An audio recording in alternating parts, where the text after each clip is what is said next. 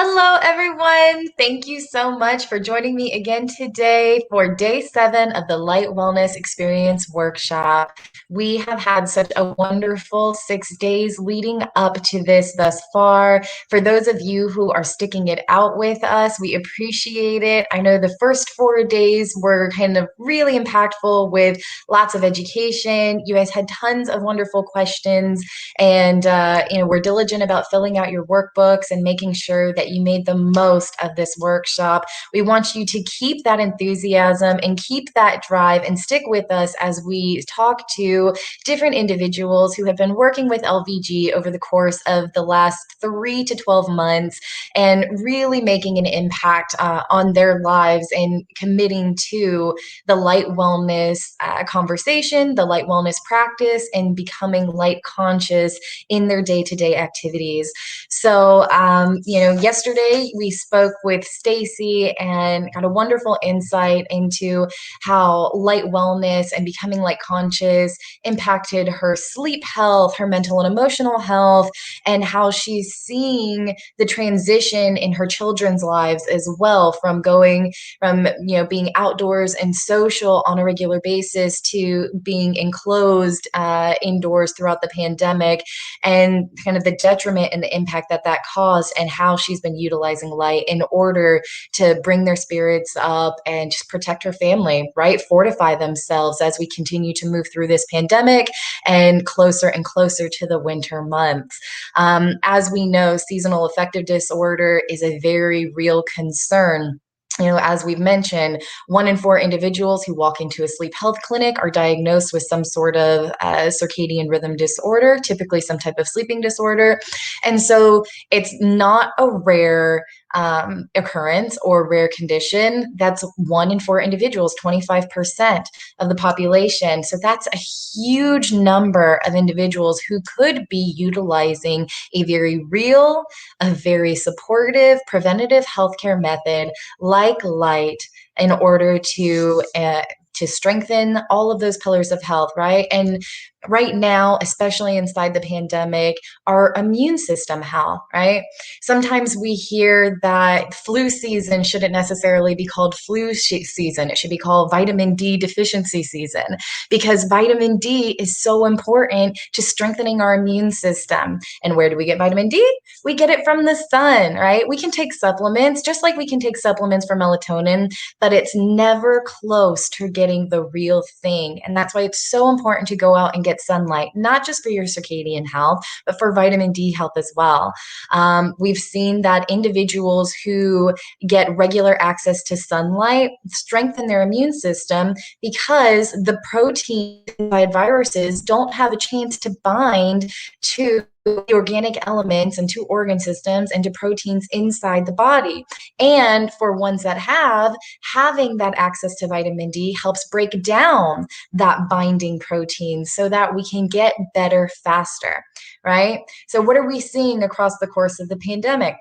Countries that are prone to kind of subtropical climates, right, have kind of hotter and more humid climates and tend to not be quite as cold in the winters, recovering and rebounding so much more quickly from the pandemic than places in the world and areas of the world that are less prone to subtropical climates and also more overpopulated.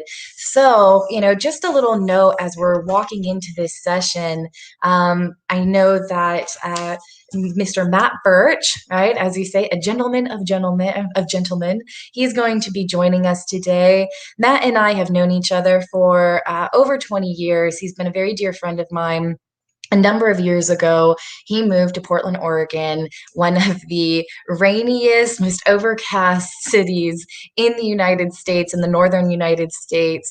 And about 6 months ago, we reconnected, and he had some concerns with seasonal affective disorder. And so, I shared a little bit about light and its impact on circadian health, and of course, why circadian health in particular was so important.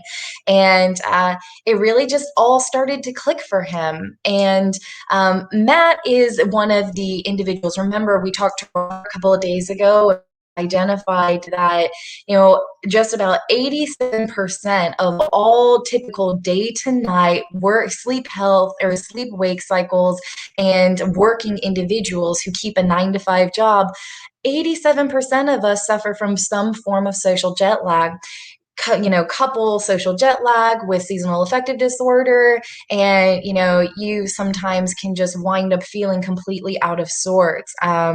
Matt is a broker, he is an author, he is sometimes a bartender, and so while Stacy, who you spoke to yesterday, kept a very typical 9 to 5 job and she experienced social jet lag, um, Matt is and Stacy was in Florida, right? Matt is in kind of northern, cloudy, gloomy area, has an irregular work schedule. Sometimes he's working in the morning, sometimes he's working in the middle of the day, sometimes he's working at night. And the locations of where he's working have just a wide variety of different types of electric lighting solutions, and sometimes not quite the right access to daylight. So it's been very interesting trying to figure out how to structure daylight into Matt's life. I will say that he has been, probably not just because he's one of my dear friends, but he has been such an interesting individual to work with and an enjoyable individual to work with because of how much he is committed to really understanding this and taking responsibility and ownership to the point where he's able to come up with fun anecdotes. And I am sure that's the writer in him, the author in him. But one of the things that I always loved is what's inside the quote in today's post, that I always tell him, remember the bucket. Right? Are you filling it faster? Or are you filling it slower? And it's okay. And we're telling all of you, remember that bucket, to the point where, he kind of looks at the sun as a sun spigot, and it just cracks me up every time. So with no further ado, I am going to bring Matt Burch on board so he can tell you a little bit about himself, what a typical day in the life of Matt is like under light, and get started with identifying why he chose to become light conscious and all of the transformations that he's seen thus far because of that. So everybody, let's give a nice warm welcome to Matt Burch. Drop a comment, let him know you appreciate him being here. And yeah, Matt, thanks so much for joining us. Thank you, Gina. Yeah, so you hit a lot of good points about my life already. Yeah, I write, and so in order to make money, I have to do other things. But I mostly work with title and escrow, notarizing and working as a signing agent, and then I also bartend. So those are two very different worlds with two very different types of schedules, as you pointed out.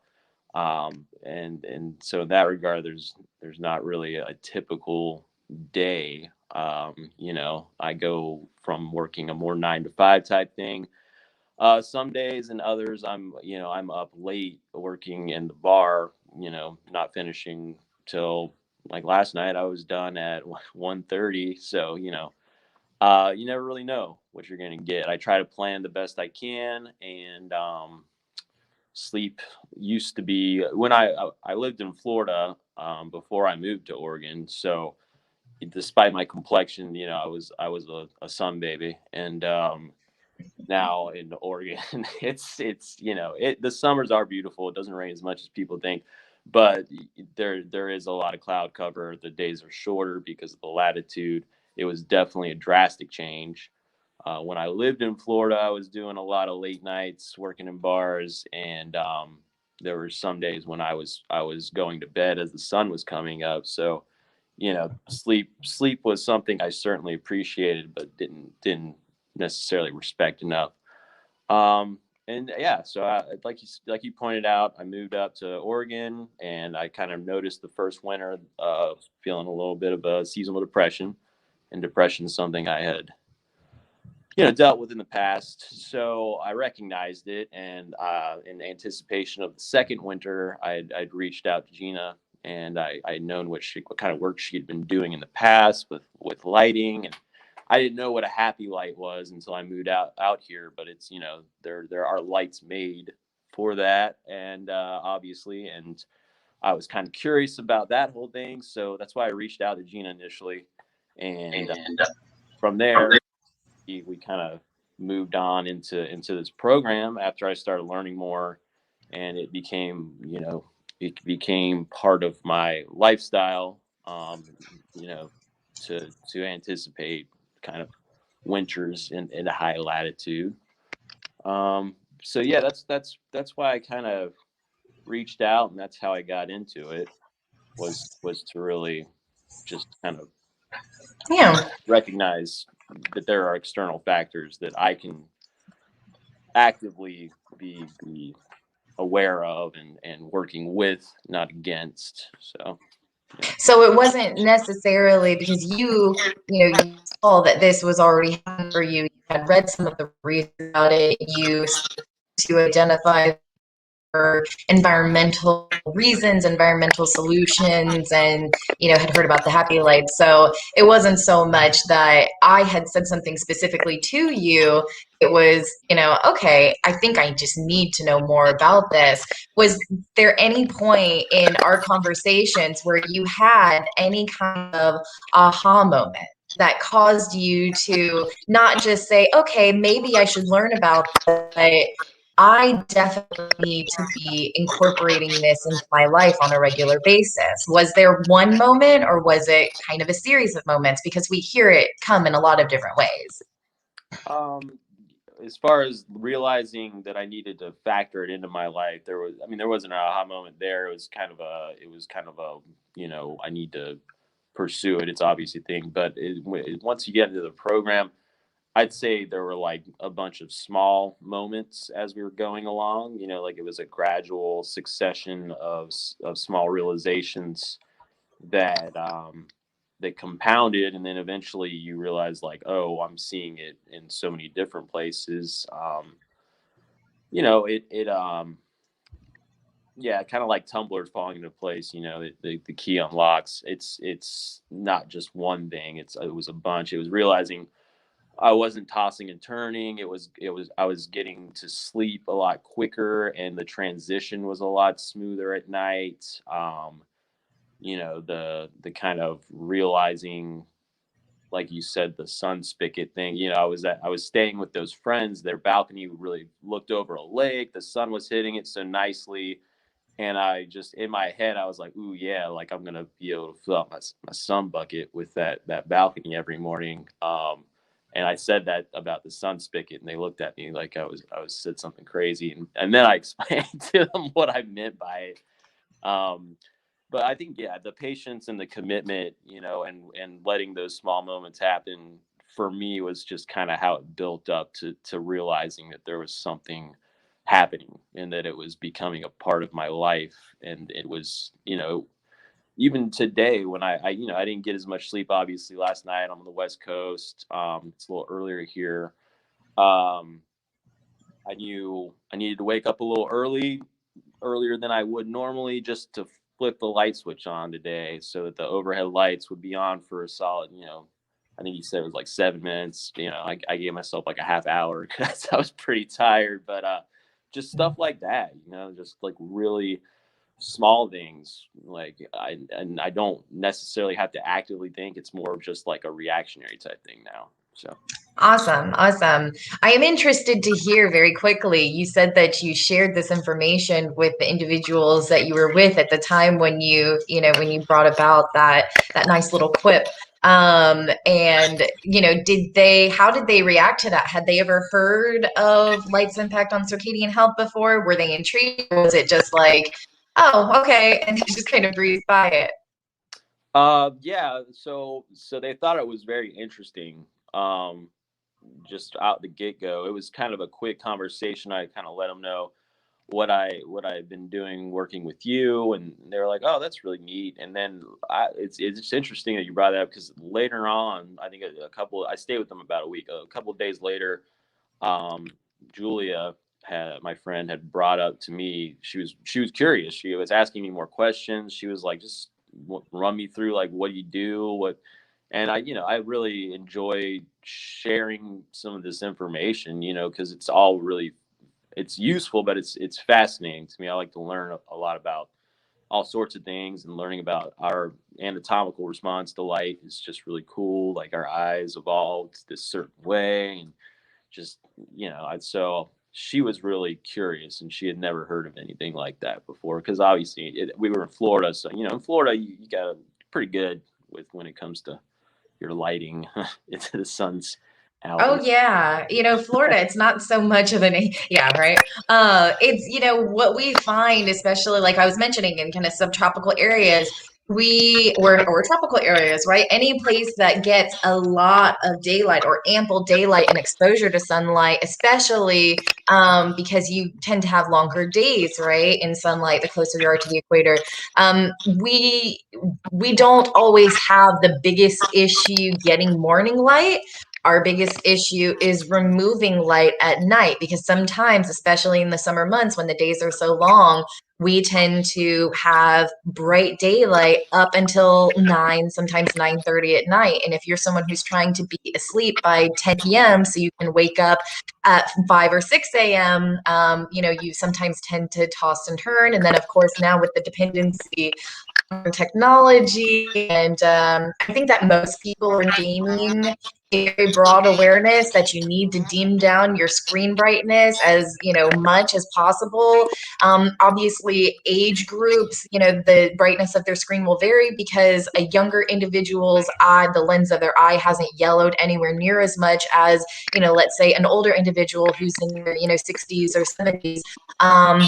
And so, that age group requires a significant amount more intensity of light in order to even see and have the visual acuity, but also to be able to, transmit those signals to the brain, because there's just not as much light filtering through, right? So we're seeing that while, certain age groups, older age groups, are doing a little bit better at night in being able to kind of fall asleep, other than other kind of major medical disorders that may be keeping them awake, but it's younger age groups that, like our age group or younger, adolescents as well, that are really struggling in southern areas and tropical areas because we just haven't learned how to, mitigate or eliminate that overhead light that's suppressing our melatonin at night and causing us to toss and turn for 2 or 3 hours rather than just falling asleep. And then, of course, that causes issues with a whole host of other things.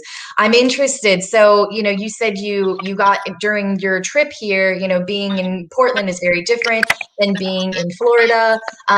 So, what kind of ways are you able to achieve a life of light wellness? I mean, we've talked so much about, women orientation and ways to get outside. How are you getting creative with incorporating light wellness in an area of the world that can be quite difficult to attain light wellness? And like you said, I remember you said that the days aren't really as bad in the spring and summer months. You still get access to light, but you are very aware of the sun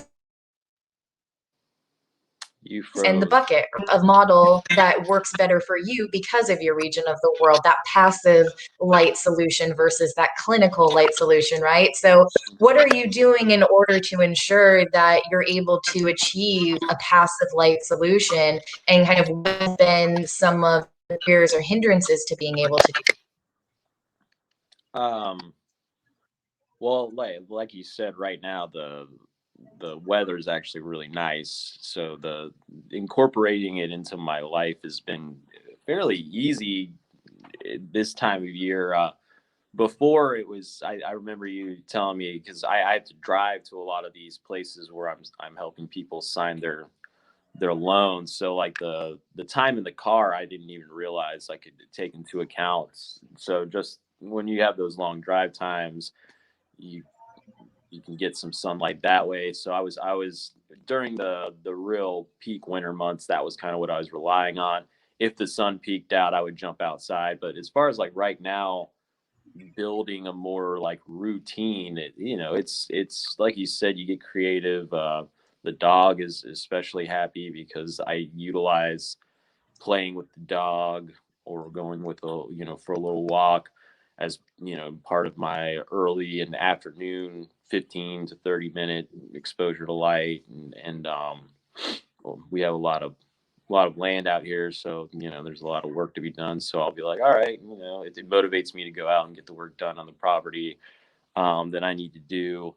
but I think it's really good to just kind of add another element of structure and routine into life. If I'm thinking about my day, I'm like, I have a few more things to help me kind of plan how the day is going to go. When I have that ability to kind of like say, okay, I have X amount of time, I need to accomplish these things before I have to go out for the day to do my signings, or if I'm working at the bar that night, I know I have this much time. And it really helps to kind of give myself a schedule when it's hard to have a schedule. It adds elements of structure to my life. um so yeah, it's just however I can. I'm definitely conscious of like I need to go outside. I need to get some sun. If I look out the window and the sun's shining, I figure out something that can be done productively out there, and then it helps me get that exposure to the sun. Yeah. I remember you mentioning one time, we say that people tend to get in this cycle of, if I don't feel well because I'm not getting the right kind of light, I'm more prone to just lay in bed and kind of feel like that psychological weight of, I'm just going to stay in bed, right? Have you been able, I know you mentioned that there were some measures that you took when you woke up in the morning in order to, even if you were feeling the weight of the night before, that you were still taking measures in order to ensure that you got out of bed. What were you doing? Yeah, I mean it's really, to me, as simple as throwing the overhead lights on, like you said. I mean, once you taught me about where the photoreceptors are placed in our eyes, and how where the light comes from affects how you wake, your wakefulness. And I think, like I said, you mentioned it's like only 7 minutes is required to really get your brain the connection to, it's time to wake up. I mean, so instead of just being in bed, I'll just be like, all right, I'm gonna get out of bed real quick, and then flip that overhead light switch on, and then I can get back in bed and just hang out for like 10 minutes. And then you just naturally just start to come more alive than you would if you had just left the overhead lights off and you were just relying on the window, which doesn't get as direct. It's more of a secondary light source based on the placement of my bed, and you know or like any kind of lamp. So yeah, I mean it's just a simple thing that makes a difference, and it's something I wouldn't have ever really thought was that big of a deal until the information you gave me, assembled in my head, like, oh, I need to do this, and now it's easier to get up. Yeah. Nice. Awesome. I'm so glad to hear that, because there's so many individuals who are like, I am just going, like, I am so tired in the morning, because we don't recognize that that's a physiological response, that we still, may have some melatonin filtering into our system, and we need to shut that portion of production down in our brain to let other areas really take hold and do what they were meant to do during the daytime hours. So, being able to recognize that, and I applaud you, because I know there are even days where I don't want to do it, but sometimes I'll crack my eyes open and it'll be, just before dawn. And I'm like, I know I've got to wake up right now. It would be so sweet to just close my eyes and keep sleeping before the sun crests. But I know I have to to wake up. I'm starting to hear my toddler stir in the other room. And so the first thing I do is like, I just pull myself up and I open the blinds, and then I go and I lay back down until I, officially start hearing him. So it makes a difference versus like, I'm just going to lay here with the lights off for the next 30 minutes until I have to get up because he's calling me, right? And, for me, but yeah, that way we can, get our day started. And, when I walk in, I'm not groggy and griping, and as much as we as parents don't want to admit it, be a little bit resentful of the fact that we have to wake up so early with them all the time, so yeah, it helps to get that little boost and just be conscious of, the little things that you can do in those moments that might feel a little bit hard, but they're going to pay off so greatly in the long run.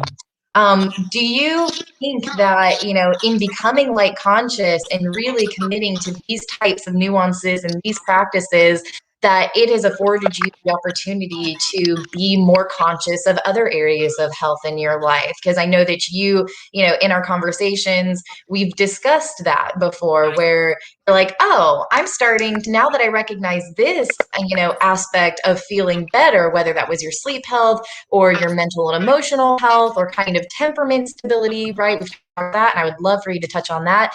How has that influenced you to pay attention to other areas of health and wellness, in a way that you just may not have before this? What I'm sorry. What was the thing you said that you wanted me to touch on? You were breaking up there. I didn't catch. Oh, no problem. That I know you had mentioned at some point, throughout multiple discussions, in our consultations, that there was, definitely a change in kind of your temperament, your kind of emotional temperament, and kind of calmness among stressful situations. So I would love for you to touch on that too, if you can. Yeah, yeah. So yeah, I mean, yeah, it's definitely one of those things where all of these, like, I think you referred to the pillars of health at one point. Like, all these things kind of interplay. They all work together. I take a very like synergetic approach to that. If you only focus on one thing, obviously, you're like just spinning a plate at the end of a stick. And then if you have all of these things working in tandem, you have all, four legs of a table.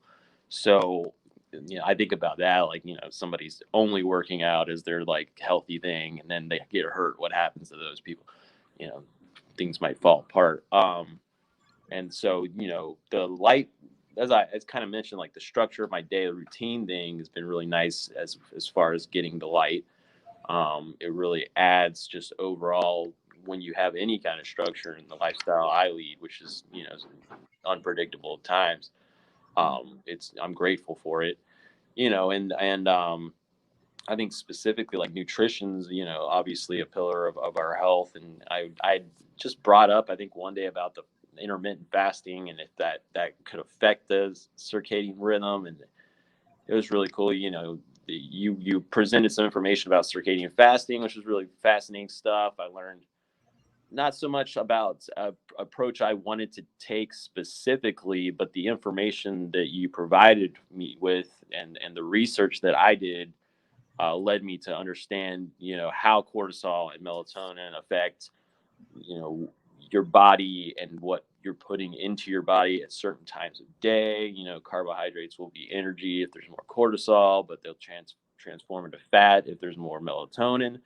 So, like that's something that through this I've kind of learned more about. And, I practice meditation. So it's been really nice to kind of see how I can kind of, do the light exposure, and then, maybe I'll go for a walk, or do something outside, and then I'll find a nice place to sit, and I'll do my meditation twice a day. So I've been finding it nice that I'm not just sitting in the same place doing my meditation every morning and afternoon. Um, but yeah, I think they interplay. I definitely think that I find um, it's easier to do all of it, as they all work together. As far as the temperament thing, yeah, I definitely feel like, again, structure, and also just I feel better if I go outside and I'm getting, some natural light. It feels good. I come back inside feeling refreshed, and that affects your temperament.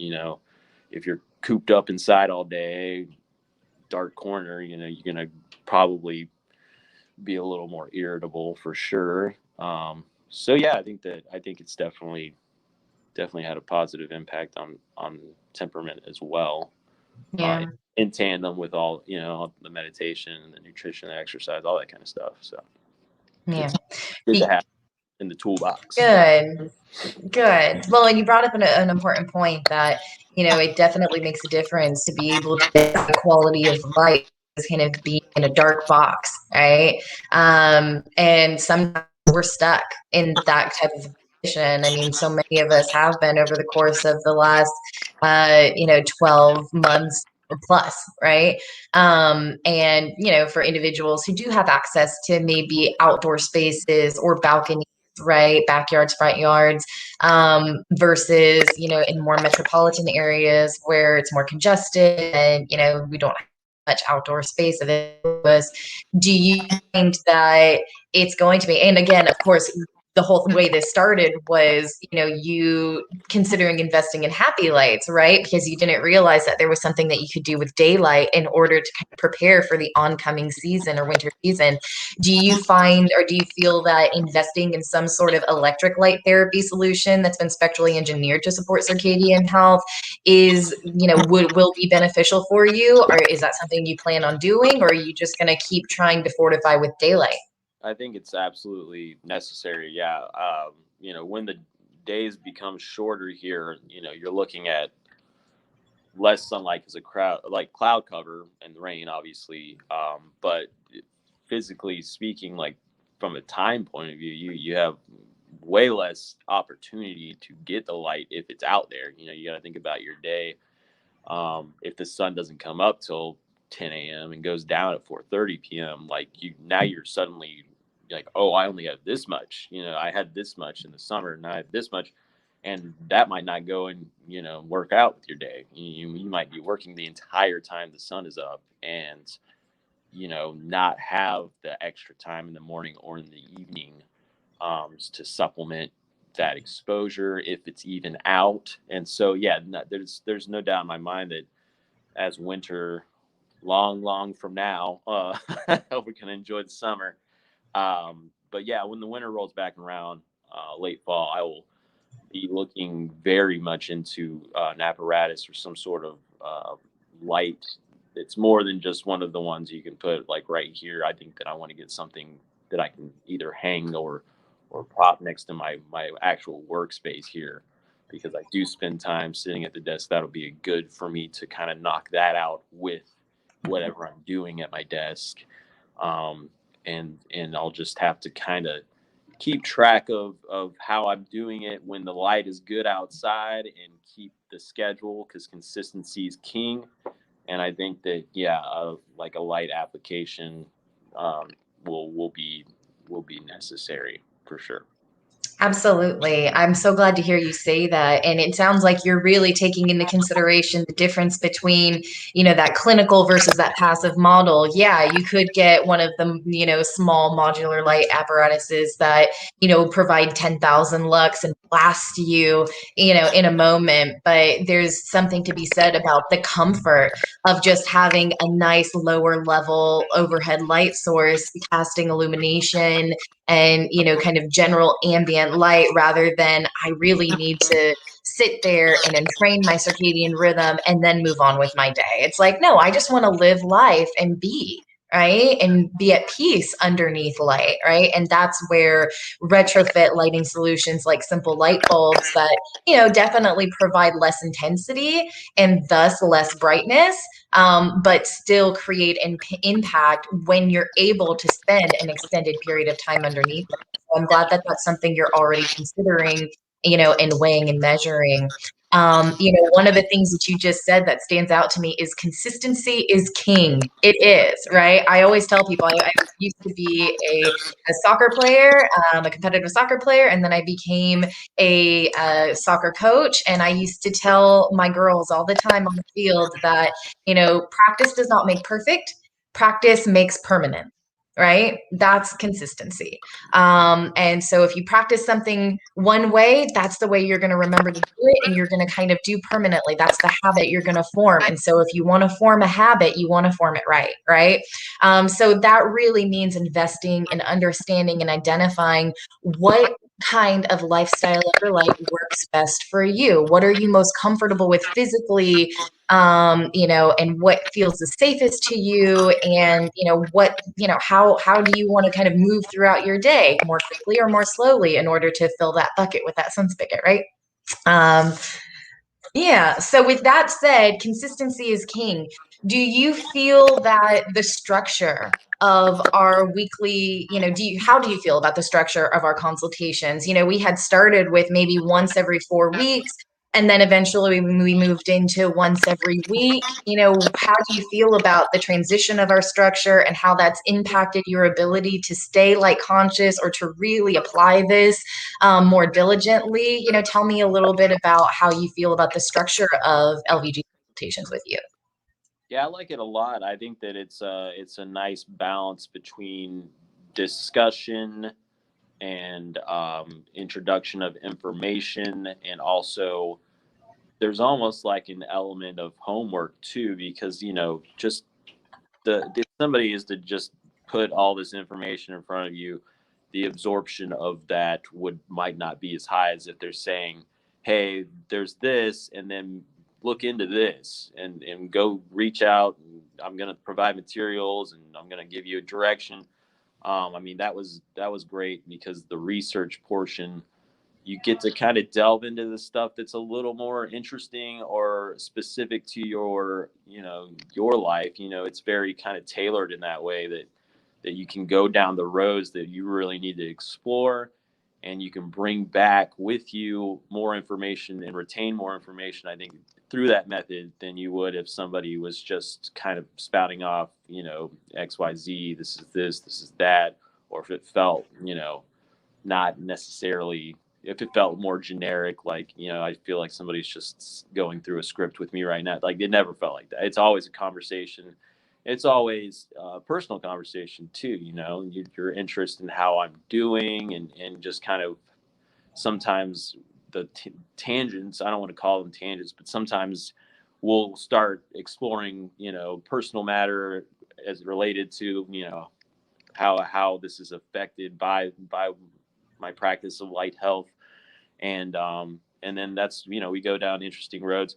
I think one of the days we kind of just happened upon the whole like phase shifting sleep thing, and that was really fascinating to me. So I took the information that you gave me and I looked into it a little more, and I was like, man, this is cool because I want to wake up earlier and I want to get a little more work done in the mornings. And so I now have a very scientific approach and pragmatic approach where every night, for a week, I'm going to turn the lights off like 15 minutes earlier, and then I find that I'm getting a little tired earlier throughout the week, and then I find that I'm waking up a little, so that it's just really cool that each time we talk, there's something that feels very specific to my life that I can take away and then pursue if I need to, and implement and put into practice. And so the structure is really great because it's a lot of play on conversation, but also a requirement for you to be active and involved, and also do your research, do your homework, and understand it, and like the cortisol, melatonin stuff, and the phase shifting, and all that, like that's stuff that I read a lot about and that I'm now very conscious of. And I don't think I'd be as conscious of it if I didn't have to go and kind of finish the work that you started in our conversation. You understand? Like, it's the give, the take, and the collaboration that I really like about the structure.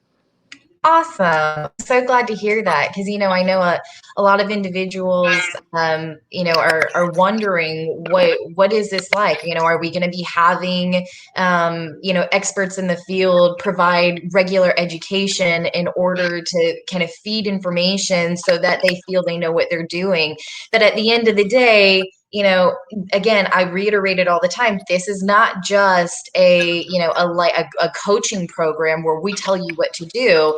It is an accountability program where we guide you in the right direction. We tailor conversation specific to what your needs are, which is why we kind of go on more personal tangents. Hey, tell me about your interactions today, right? We kind of run through the circadian biofunctions and how you're feeling and, what kinds of observations you made. And then it kind of spirals spirals into, all right, tell me about, who you talk to, or, if it's something that you off. And to that point, you recently actually started incorporating the social rhythm calendar into our consultations, which wasn't something that we had developed when we started working together 6 months ago. The social rhythm calendar, really, I started giving that out to individuals about 8 weeks ago. And I think that you have only been doing it for about 2 or 3 weeks now. And, had that, but there's an area at the top of every week that says in the notes, write down any potential obstacles that you foresee or any known events that you believe are going to impact or hinder your ability to attain, light wellness. And, I feel that that's kind of just that conversation as well, where, you're already identifying, you're kind of you're thinking forward about what could potentially hinder it, right? So it's not just, oh, I'm creating a very scientific method and a schedule to my life under light, but I'm also thinking about the things that could potentially impact or infringe on it, so that I can thus better prepare even more, right? Have you found the social rhythm calendar to be helpful? I know it can be a little bit intense. There's a lot, there's a lot of cells on there. And I always encourage, to fill it out as little or as much as possible, always the bottom, so that we can keep the reporting going. But, how have you felt that has, have you felt that incorporation into our consultations has been beneficial, or, overkill? What do you think about it? How have you been working with it? I like that it's a supplementary kind of material that was provided that, I don't, I just kind of write it out on paper. I used what you sent me as the template, but I, I found that it's cool to see. Without it, I don't think I would have realized over the past like 3 weeks, just how consistent I've been in sleep. Like what time I go to bed, what time I wake up, and when there's deviations, it's not these wild swings. But yeah, I have also been making notes about just like what the day was like, how I got my light. The I got it right here actually. I'll oh, Give us a little excerpt. well, no, I've been keeping notes on like what times I was turning the lights off, or the overhead lights, and switching to peripheral lighting, which is kind of what I mentioned about the phase shifting thing I was trying to do. And yeah, so it's a good way to um, kind of just see it as is data, or to kind of like take a step back and be able to look at a great amount of time, 2 weeks, 3 weeks, and understand where you're being consistent and where you're not being consistent, and then you can use that and obviously grow, or make changes, corrections, whatever you need to do. So it's a really useful tool. I definitely like Yeah. that as a supplementary tool. Good. I'm glad. It's definitely one of the areas of where we require active participation, right? Yes, we give you plenty of information. I remember one of our conversations more recently was about caffeine. You said, I'm going to be starting I've been kind of not taking the bartending night shifts, but I'm going to be taking about 3 or 4 shifts over the course of the next week or two. And I know that it's really dark there. I'm not going to be getting the right kind of light to suppress my melatonin. And I said, okay, well, how are you going to be staying awake? And you explained that you typically load up on caffeine and energy drinks. And and I remember saying, okay, well, let's talk a little bit more. I don't, I don't always have all the answers, but I always promise to get it to you. And I think within 24 to 48 hours, I had sent you an email with some articles about caffeine's effect on adenosine and melatonin, those two sleep agents that help your body really wind down and drift off to sleep. And that's the kind of stuff that later we can talk about it more specifically. But you got to do your homework. You've got to take responsibility for this. I can't tell you everything. The doctor can't tell you everything. You're not going to sit in a doctor's office and have a 1 to 2 hour conversation with them about one hormone, right? They, doctors tell you, you've got to, go look it up. Like, go, we'll give you a little bit of information and we'll provide you the path and the structure, but you really have to figure out how to apply it. And that's something where, that's what we're trying to do. Just hold your hand through the process and find ways to guide you in the right direction based on what's personally important to you. And it takes these types of weekly conversations in order to really get to know that. I mean, we've been friends for over 20 years, but I feel like I know you so much better now in the last 6 months because we've had to talk about some very, kind of personal things around health and well-being. And health and well-being is such an intimate conversation in the first place, right? For anyone, it's hard to open up about that. And so sometimes it's nicer to know that you're not just having a one-off conversation with someone about your health and then feeling maybe potentially stigmatized, but that person is going to be there and you're going to come back to them week after week. So you guys get to know each other and you create this intimacy and this bond where you can communicate about this and you can show certain vulnerabilities and not feel stigmatized about it and feel like you are actually getting support to move in a direction you need to move. And so that's, what this program was really created for. We saw that people weren't coming back. And then when we talked about, when we reached out to them and they were, willing to talk again, but not want to continue further because they're like, oh, I've just got so much going on with my health. I think I really need to focus on it, by myself right now and get it in order. And then I'll touch base with you. And I was like, well, that's exactly why you need to be working with us, so that you don't feel so overwhelmed and you feel supported. So I'm glad that you appreciate the structure of the program and really where it's evolved to. And I'm so excited that, you are seeing so many incredible, changes. And even if they're small and subtle, right, they're happening. Rome wasn't built in a day. Right? And these things happen step by step, little by little, very gradually. And I'm just happy that you've committed so much and that you have been an individual who has really invested in that participation and, that research and come back with great questions and great insights and a way to really move to the next level and to talk about spaces, right? I remember the other day we had a great conversation about, the primary daylight zone versus the secondary daylight zone, right? And we're not just talking about the same thing every week. Yes, we recap in order to reiterate and make sure that it sticks and make sure that you're not missing pieces of, the equation, but it takes that weekly touchstone in order for those pieces to solidify and create a habit out of them. I remember when we first started, every 4 weeks we would touch base and you'd be like, oh, I forgot about that. Oh yeah, thanks for reminding me about that. But now you're the one, now that we're doing it weekly, you're the one bringing it up and being like, I remember you told me about this, and I remember you told me about that, and how can I work with this if I'm incorporating that? And I'm like, this is what we want, So thank you so much for, really investing in this and giving us a chance to support you and giving yourself a chance to transition in this way. I'm really pleased, right?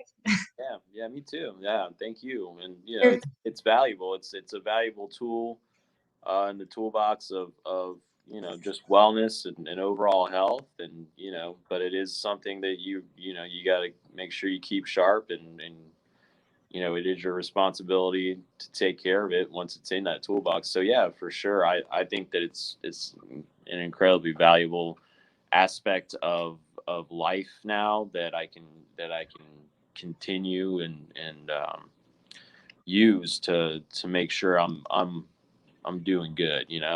So Yeah. Well, I don't want to keep you too much longer. We are broaching on an hour. I do have one last question because I do feel it's so important. And this isn't one, that most people can answer yes to yet, right? And that's kind of like that challenging question, if you will. So, one of the things that we recognize is that circadian health, while there is lots of research about it, and that over the last 30 years, light has been so heavily researched, and it's tied to circadian health, right? we still don't see traditional healthcare professionals like general practitioners or specialists that have major disorders that work within sectors of major disorders tied specifically to circadian health, like heart disease, like sleeping disorders, like certain cancers or mental and emotional health, right? These individuals don't know, or cardiologists, right?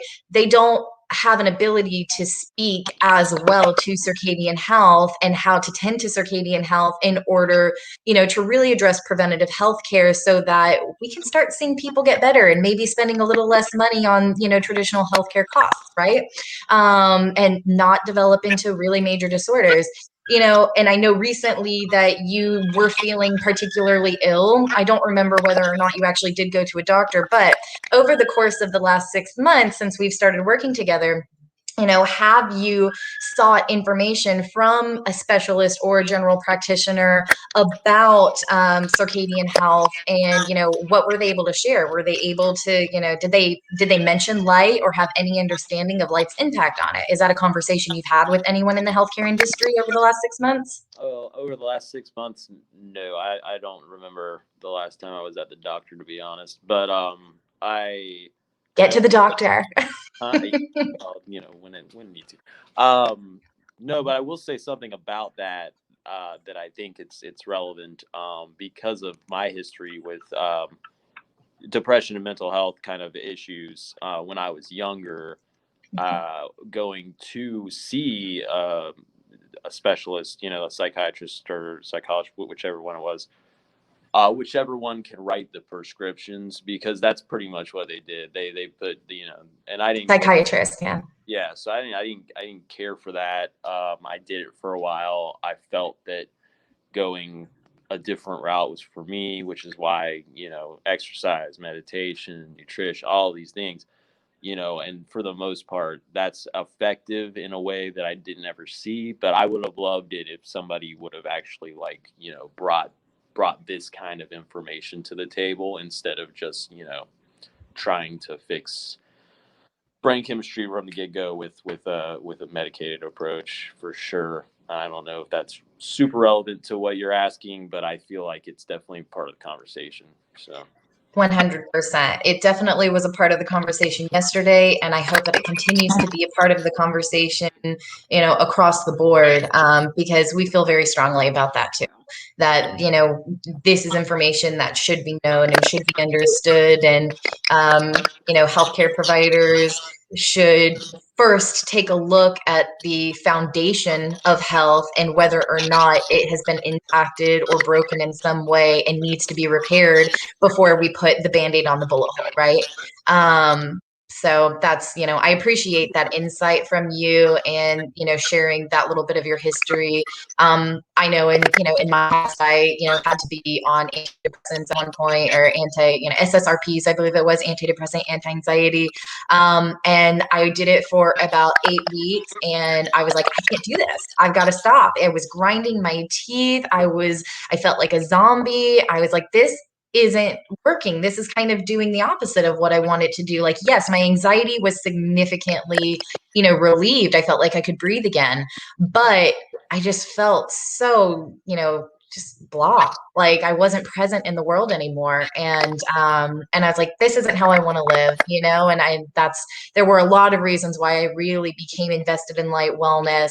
But that was something that I saw as well really change in my life when I started practicing light wellness on top of, immune health and sleep health, that mental and emotional health. Like I felt so fortified and so invigorated. And, we just want everyone to feel that way, and to realize that there is a much better solution that is, as I mentioned, it is a preventative therapy and not a reactive therapy, right? And so if we can transition that conversation, especially in healthcare markets, from reactive to preventative, the whole world, all of us are going to be so much healthier and better for it. So thanks for that insight. I appreciate you sharing.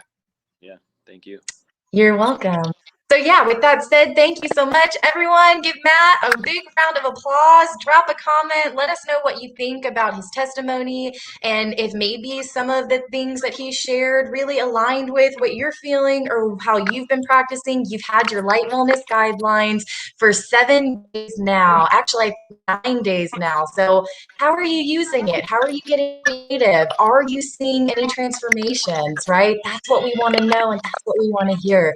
So thank Matt. Matt, thank you so much. And go get some sleep, buddy, because I know you're tired. Yeah. All right. Thank you. I don't know if you can because it looks like you got beautiful light in there suppressing your melatonin. I'll probably stay up. Why not? All right. Take care. I'll talk to you soon. All right. Bye. So I hope that that was helpful for all of you. Thank you so much for staying with us. I know kind of our viewership numbers are down right now, but please, if you are revisiting the recording, watch it all the way through. I believe that a lot of information was addressed that may be able to support you in one way or another. Like we have reiterated over and over again, everybody is different. Your physiology, your behavior, your genetics. There are so many reasons why light wellness will impact you in a different way, whether that is through transformations or whether it's through timing of which you observe those transformations. Just stick with it and recognize that there are plenty of other individuals out there who are experiencing what you're experiencing and who are coming up with creative ways in order to, recover from that or battle that or get ahead of it. Right. So that we don't end up like one of the statistics inside Robert's presentation from a couple of days ago. With that said, just a quick recap. I don't want to keep you too long, but remember the Light Wellness Masters Program registration is only open until 11:59 p.m. on Sunday, April 18th at the end of this workshop. The next round of open registrations will be coming in 8 to 10 weeks. The next launch event, Wellness Experience Workshop. Um, Again, we're going to be coming and serving you in this way, providing this education, providing you with testimonies so that you can keep gaining knowledge, keep finding ways to flex that light wellness muscle, right? And how to flex communicating it to the people who depend on you, to the people you depend on, to the people who you feel really need to get engaged in this conversation, like sleep health clinicians, like medical, specialists and professionals, and maybe employers, right? Maybe there's a measure that you can be taking inside your offices, and whether that's a private home office or a commercial work office, right? There are so many ways to get creative with incorporating light wellness into your life and really adhering and committing to this kind of change in lifestyle. Stick with us. And just a quick recap, right? The Light Wellness Masters program is a 16-week program where we come and provide weekly one-on-one consultations. You get up to 6 one-hour consultations with me directly inside the program. You get weekly 16 half-hour conversations with Val or another representative of Light Vitality Group to follow up, right? We're going to be reviewing up to 10 spaces in the built environment that can support your circadian health and really identifying how to program or reprogram in order to make the most of your lifestyle under light over the course of that 16 weeks. We are going to be providing you with the social rhythm calendar that we discussed today and the reporting of that calendar with you.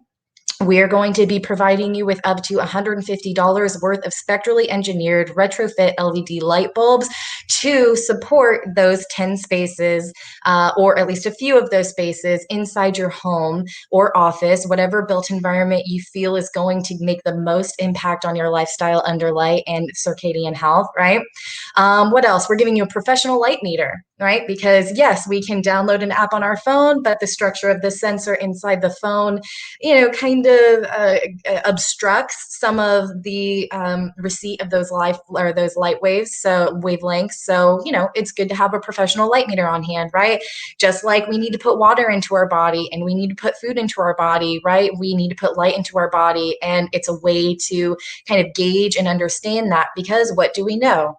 That the duration of exposure that you receive to a certain type of healthy light is determined by the intensity of the light you're receiving, and the intensity of the light you're receiving is determined by how close or how far away you are. And it's not easy to judge that intangible, esoteric nature of light. So having a light meter, something to make it tangible, make it grounded, really helps. So you're going to be getting that inside the program as well.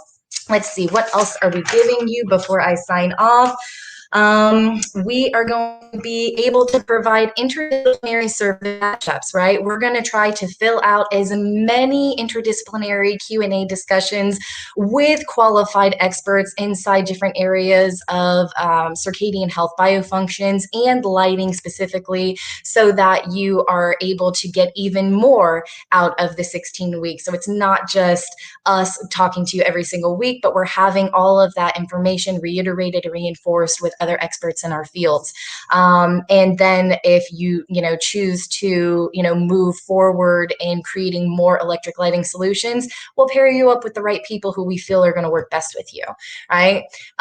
So that said, and you're getting a color swatch card set in order to identify color, temperature, tonality, right? And we understand that spectrum is different than color temperature, but it helps to be able to identify how different colors render, to know if you have more blue in that light or less blue in that light and more amber in that light, right? So a more amber red kind of light, or a more amber light with more red in the spectrum, a red color card is going to render and look more red than purple, because there's not as much blue mixing in to create that purple tonality on that color swatch, right? So little things like that. And those are the nuances that you're going to learn inside the program, right? It's always an iterative conversation. We're always asking you to actively participate, because it's accountability, right? We want you to be accountable for what you learn and what you know and how you apply it personally to your lifestyle. And just I think that's it for today. Thank you so much for joining me. We have tomorrow, we have the COO of BIOS Lighting joining us. He's going to be talking in depth about the electric lighting retrofit LED solutions that are going to be included inside the Light Wellness Masters program. So you're going to learn all about them. You're going to learn about how to best use them. You're going to learn about what type of wellness ROI you're getting from that value of investment, that VOI, right? And we have a wonderful conversation lined up with him. So stay with us. And then on Saturday, remember, pulling everything together with Lena, who has been participating in the Light Wellness Masters program now for just about 12 weeks, and the incredible transformations that she has seen across sleep health, gut health, mental and emotional health, physical fitness. I mean, she just touches on everything, and she's been so committed, and I'm so excited for you to hear her story. So stay with us. We'll be here with you again until April 17th, noon Eastern time, and we will see you tomorrow. And as always, remember to live lighthearted.